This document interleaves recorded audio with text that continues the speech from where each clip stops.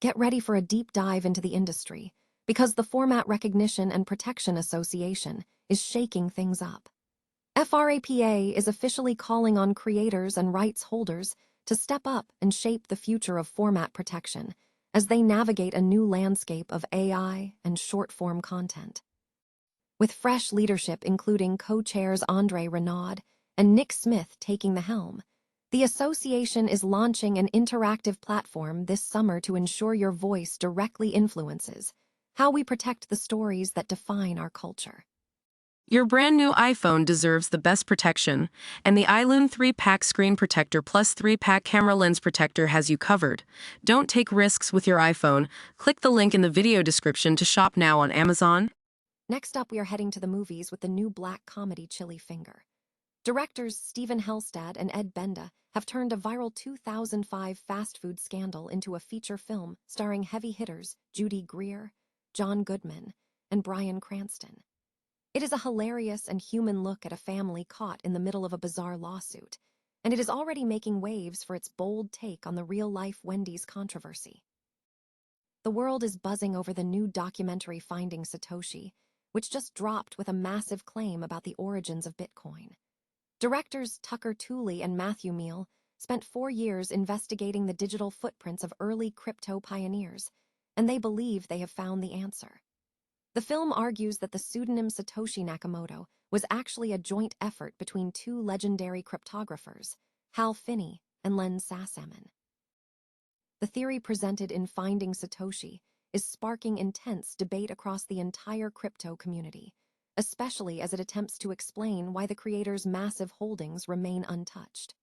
While the documentary provides a compelling look at the cypherpunk history of Finney and Sassaman, critics like Adam Back are pushing back, keeping the greatest financial mystery of our time well and truly alive.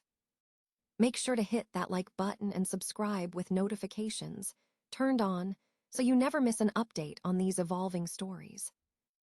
Ever wonder who actually owns the next big reality TV hit when AI is starting to generate the show concepts for us?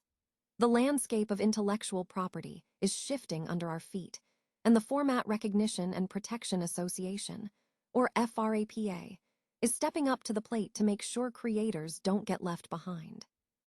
With new leadership at the helm, including heavy hitters like Andre Renaud and Nick Smith, FRAPA is launching a massive initiative to redefine format protection for a world dominated by microdramas, short-form content, and the wild, unpredictable influence of artificial intelligence.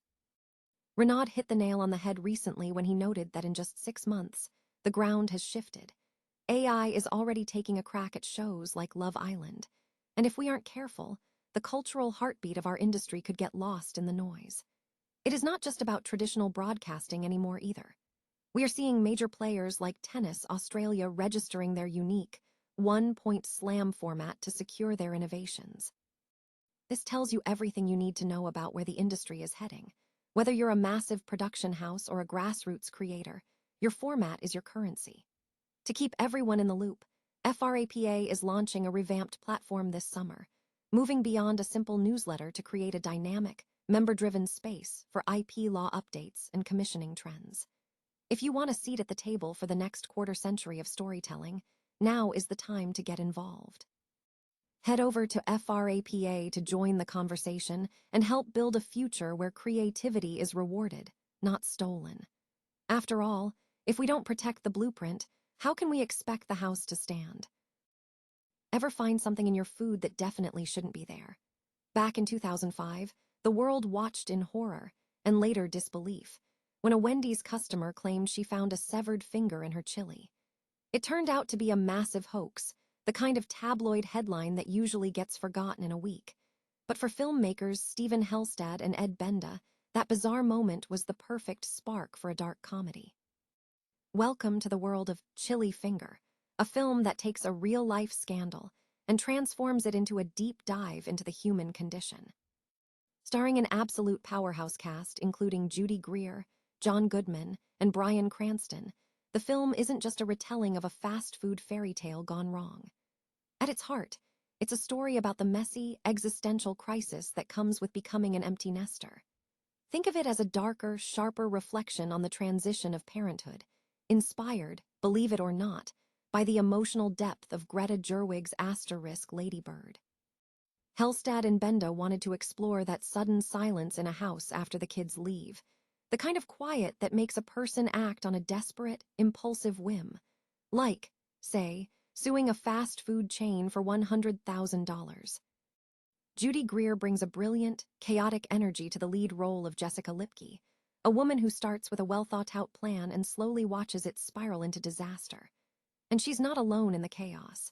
With John Goodman as the high-stakes CEO and Bryan Cranston acting as the ultimate fixer, the tension is palpable.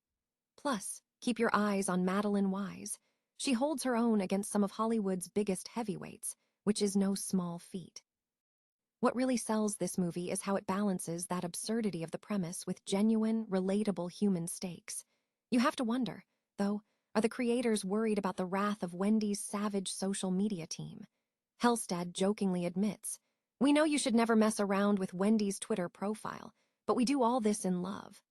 Let's just hope the brand has a sense of humor, because this looks like a ride you won't want to miss. Have you ever done something completely impulsive just to feel like you had control over your life, or are you strictly a rule follower? Let us know in the comments below, and don't forget to hit that like button and subscribe for more deep dives into the films that get people talking. After all, life is too short to worry about what's in your bowl, or is it? Who exactly is Satoshi Nakamoto? For years, this has been the ultimate white whale of the financial world, a ghost story wrapped in lines of code. But a new documentary titled Finding Satoshi is shaking the foundations of that mystery by proposing a provocative theory. What if Satoshi wasn't a lone genius, but a tag-team effort between two legends of the cypherpunk movement, Hal Finney and Len Sassaman? Directed by Tucker Tooley and Matthew Meal, the film isn't just another baseless conspiracy theory.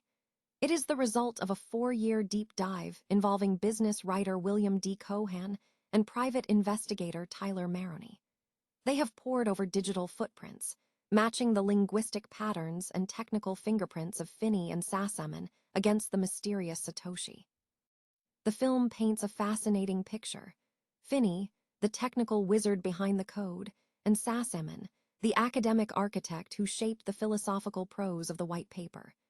It is an elegant hypothesis, especially considering these two were active in the same circles and in constant contact during that pivotal 2008 window.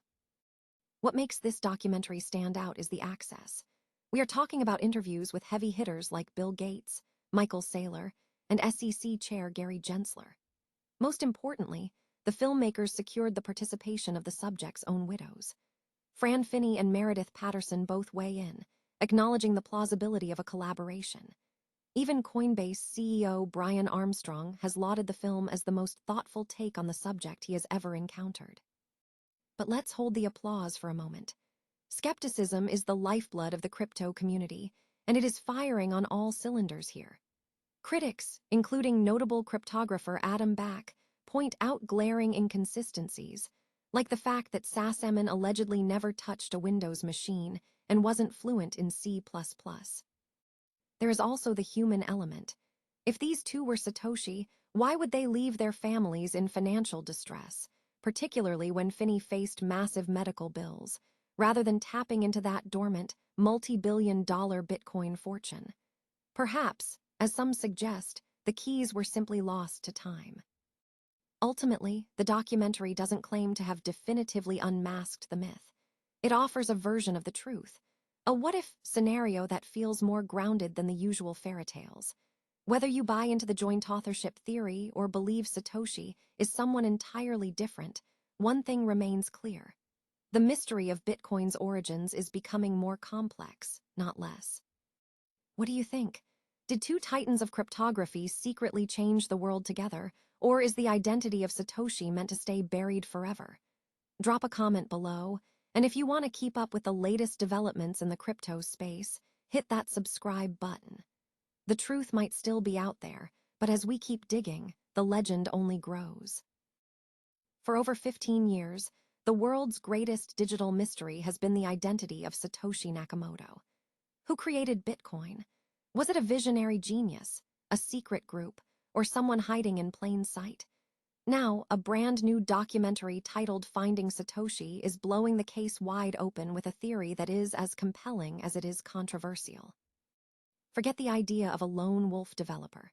This film argues that Satoshi was actually a duo, the legendary cypherpunks Finney and Sassaman.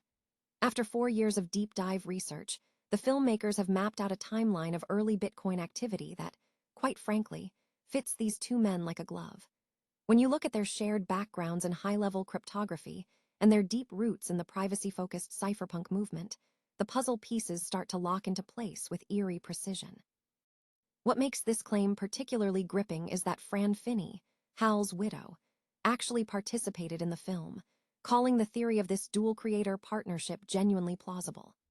When you combine that with the fact that both men were active in the space during Bitcoin's infancy and both were, tragically, no longer with us by the time Satoshi went silent, you start to see why this narrative has captivated the crypto community. But before we start rewriting the history books, we have to talk about the elephant in the room, the absolute lack of cryptographic proof. In the world of Bitcoin, talk is cheap. If you want to prove you are Satoshi, you don't need a documentary, you need a private key. A single signed message could settle this debate once and for all, yet we are still waiting for that smoking gun. History is littered with names like Adam Back and others who were once labeled Satoshi, only to have the trail go cold. Ultimately, this film adds a fascinating layer to the legend, but it doesn't solve the case. Perhaps the beauty of Bitcoin isn't in who built it, but in the fact that it functions perfectly without its creator ever stepping forward. If you love deep dive investigations into the tech world, make sure to hit that subscribe button and let me know in the comments. Do you think Satoshi was one person, a duo, or a team we'll never identify? Thanks for watching, and remember, some mysteries are best left unsolved.